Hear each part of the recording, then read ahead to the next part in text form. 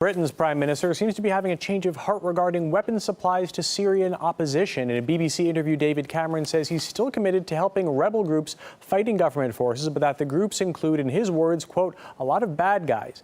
This signals a turnaround from about November 2011, about half a year after the Syrian conflict first started. Back then, Mr. Cameron called on the international community to engage more closely with the Syrian rebels.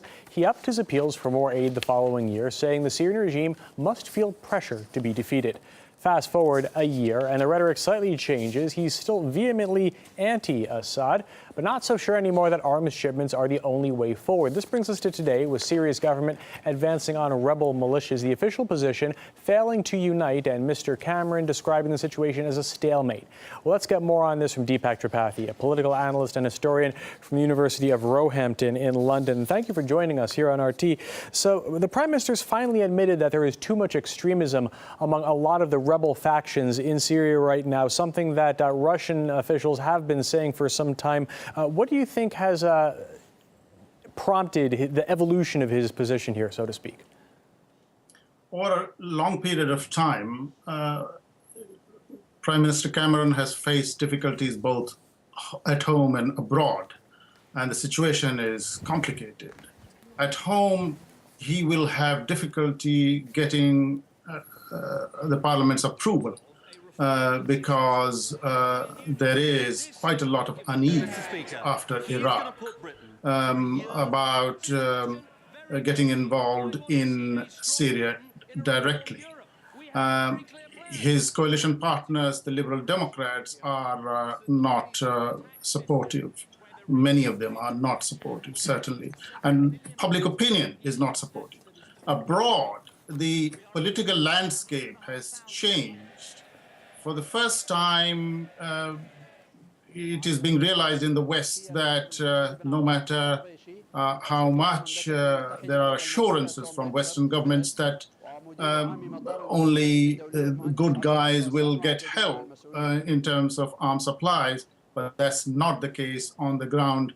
And Saudi Arabia is very worried about the rise of Islamic fundamentalism in Syria because Jordan and Saudi Arabia are quite close. And Islamic fundamentalism, especially Sunni Islamism, threatens the Saudi royal family.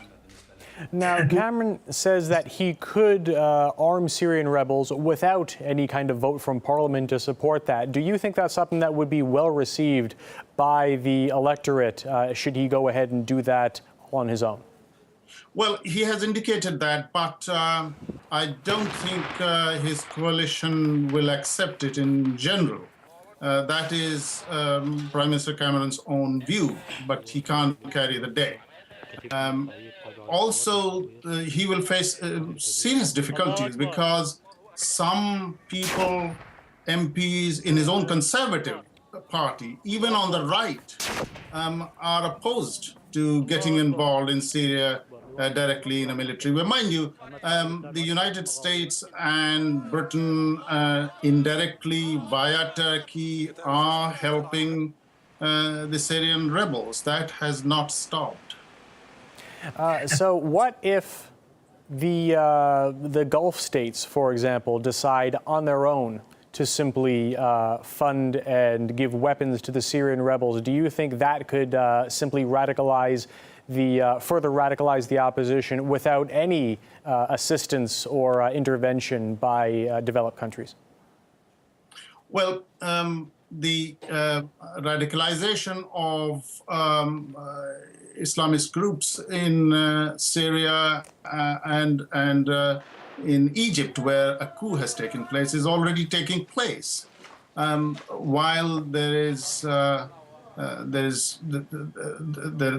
been a welcome of the coup in Egypt, where Muslim Brotherhood was seen as encouraging Syrian rebels, especially fundamentalists, in recent weeks.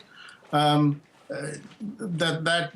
has not stopped. The coup has not stopped radicalization in Egypt. On the contrary, and elsewhere. So I think radicalization is something that is going to be aggravated instead of pacified. And finally, briefly, if you could, there is an upcoming conference on Syria where it's possible that some kind of solution could be found or further steps could be made in the conflict. Do you think that there is the possibility of any kind of resolution, perhaps even a negotiated one, coming out of that meeting?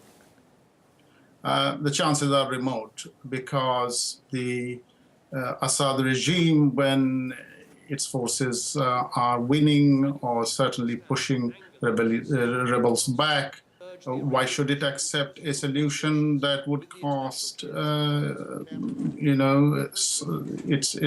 rule?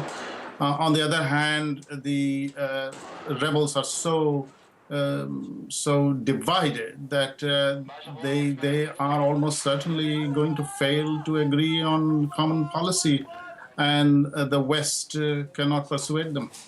All right, Deepak Tripathi from the University of Roehampton, thanks for your time.